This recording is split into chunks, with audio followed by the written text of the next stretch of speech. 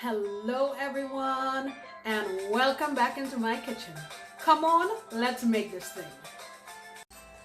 Alright guys, so here's what we're working with today to make this seafood chowder. I have here some mussels that are out of the shell. I would say this is about 1/4 cup, and I just dusted it with a little bit of garlic powder, just a little, just a pinch. Alright, I have 3 scallops here. Again, wash it with lime and water and put a little dust of garlic powder. And I have some white fish here. What I have in my fridge is swai. You can use whatever white fish you have in your fridge. And I just cut them into chunks so that they're manageable. You know, washed with lime and water and dusted it with a little bit of garlic powder. The next thing that I have here is some clams.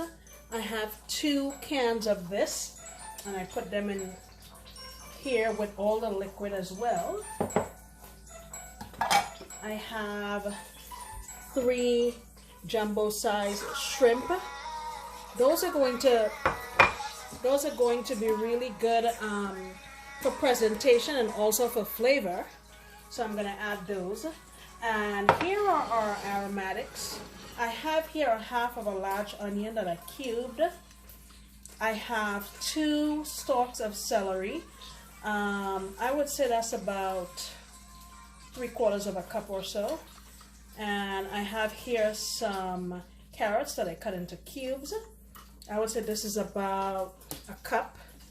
And I have some corn. I'm also going to add in, let's see what else.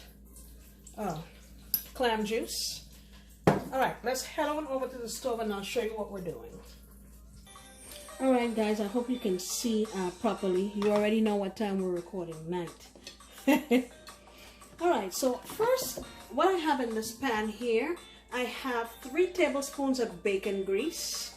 And I'm going to add in my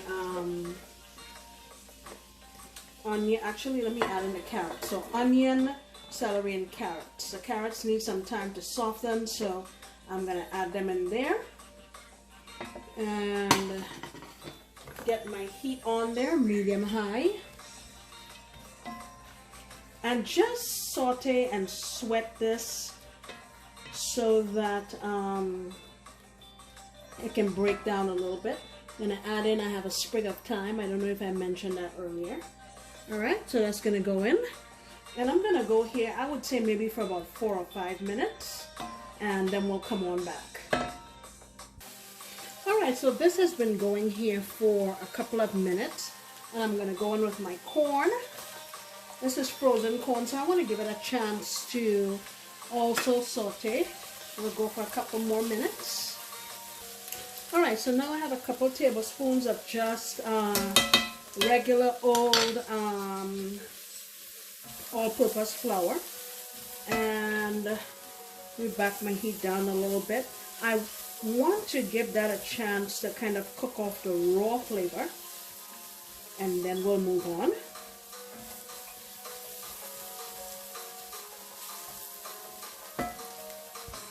Alright, so now I'm going to add in 1 cup of hot water. I just got it from the tap, just to try to deglaze, and that will help to thicken up the sauce. I'm not sure if you can see, but it's already getting thicker. Let me see if I turn this light on, if it'll be better. I'm not sure, but we're rolling with it. Alright, so I mentioned before I have a bottle of clam juice. It's 240 cc's. We're going in with that.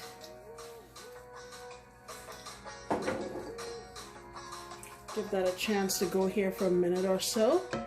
I'm also going to add in a couple tablespoons of butter.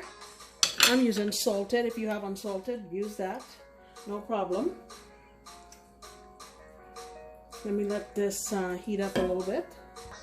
Alright, so while this was going, I peeled some russet potatoes. I have 4 of them in here that I boiled in enough water to cover it, just to get it a fork tender, and I added a teaspoon of my, you know, chicken bouillon powder.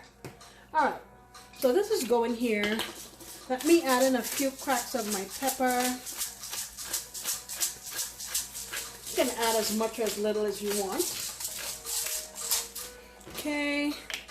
You can also use white pepper if you want to try to make this absolutely white in color.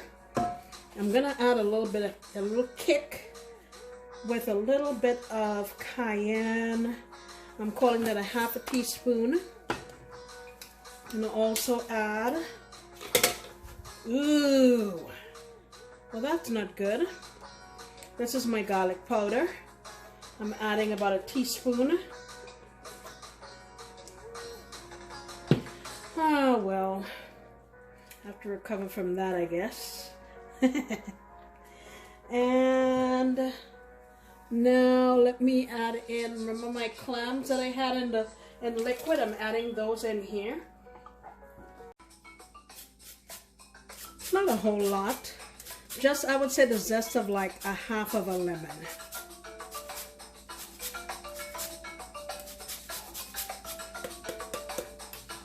Okay, and let's give it a mix. The next thing I want to add that's unconventional here, and you know me, I'm always I'm always deviating from the norm. I have a can of coconut milk here. I'm going to add about 1 cup of that.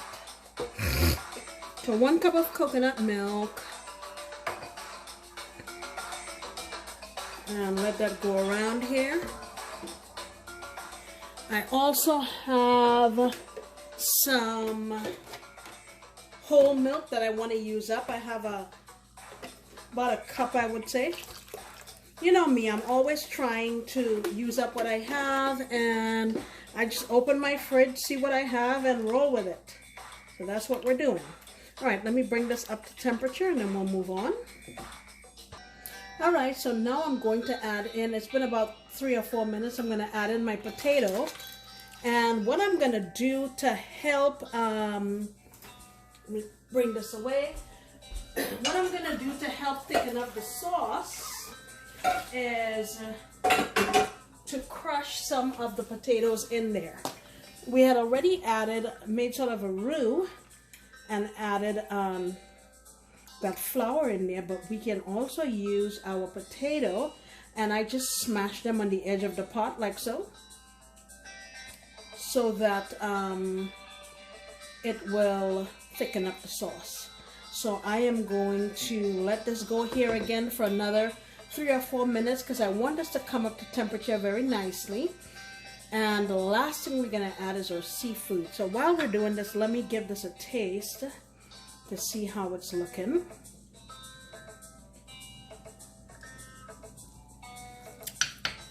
Okay, we need some more salt, and you know I always opt for my chicken bouillon powder.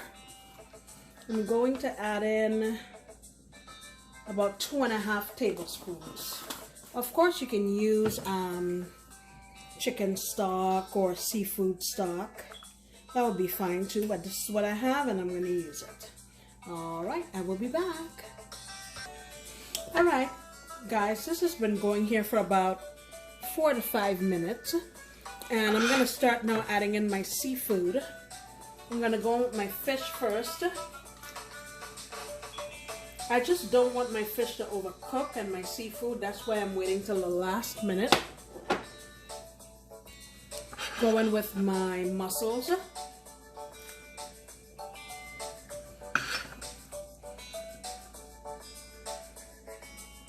And keep in mind guys, it may look a little bit thin in consistency now, but it will thicken up as it sits. I'm going to add in my scallops. You don't have to have all of these different things. If you don't have them, just use what you have. Okay? And now my shrimp. All right, I'm gonna let this go for about a minute and a half, and off it goes. Because this is really thick and really hot, it retains the heat very well. I just don't want my seafood to overcook. So I live in Texas now, but I used to live in Massachusetts, and in Massachusetts, oyster crackers that's what's usually served with clam chowder, so that's what I'm going to serve this with. It will also go very well with garlic bread and stuff like that you can sop up the wonderful juices with. Guys, this thing comes together very quickly, and I think if you try it, you're going to absolutely love it. Thank you so much for stopping back into my kitchen. I sincerely appreciate you. And I hope you come back next time, because I promise to make another delicious recipe. Bye.